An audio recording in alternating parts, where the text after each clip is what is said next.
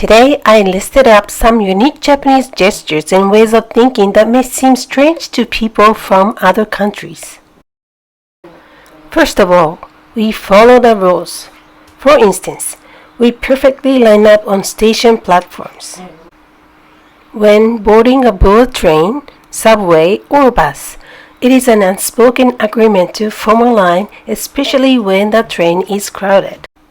It is considered very rude for a person who arrives later than you to get on a bus even with a moment's notice. It is a prerequisite that the order of boarding is never disrupted and the first person to arrive takes the lead in taking a seat. We are said to be serious and polite, but we take it for granted that we are polite and think that those who are not polite are crazy. This is because we have a strong respect for rules. We use honorifics, greet people, and thank them when they do something nice or kind to us. If we stand in line, we rarely leave trash behind. When there's a red light at the intersection, we stop, and when the light turns green, we quickly move on. On escalators, we always lean to one side and open the other side for people in a hurry. Therefore, if you stop in the middle or whichever the side open, you will be considered as rude as someone who is not qualified to stand on that side. It is said that it's common practice for people in a hurry to stand on the right side in the East region and on the left side in the West region.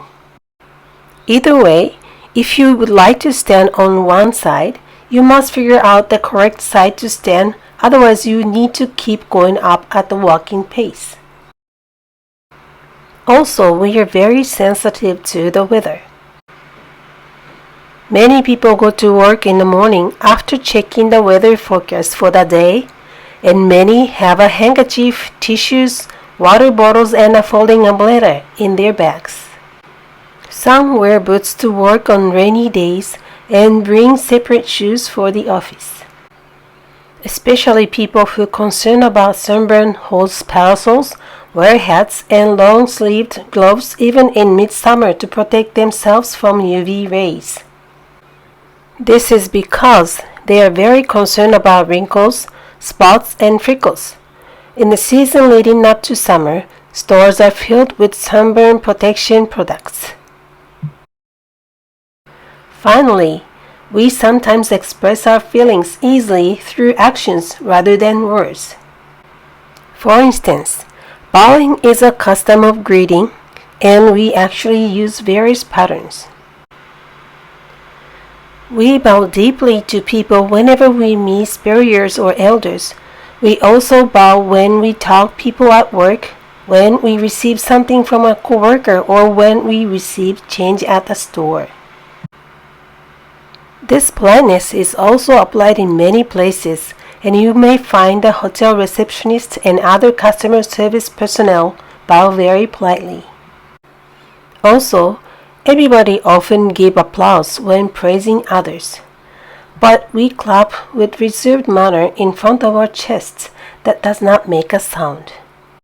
For example, when a delicious-looking dish is brought to the table, when a project is completed, or when a special idea comes to mind.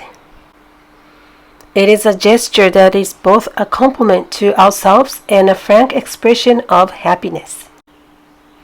Also, suppose you are about to cross a pedestrian crossing without a signal and a car stops to give you the right of way. Many people will try to shorten the other person's waiting time as much as possible by making a short run. In fact, even though we know that there's no need to rush because pedestrians have priority, this action shows the driver that I don't want to waste your time. In any case, it may be said that we are signaling or showing our concern by our actions that I'm not being rude towards you. Considering the above characteristics, we can say that Japanese are shy and also meticulous. In the original culture, we did not directly tell each other, I love you, in words, even between family members, and it is good to be a little reserved, so people from other countries think they cannot understand the true feelings of that person. Once it was said that Japanese cannot say no. However, from our point of view, we are not comfortable saying no clearly, because we would like to take enough time before saying no, or we're conscious of manners to say no softly, without directly saying no. All of these behaviors are based on consideration for others. This is one of the strengths and shortcomings that we can be easily misunderstood.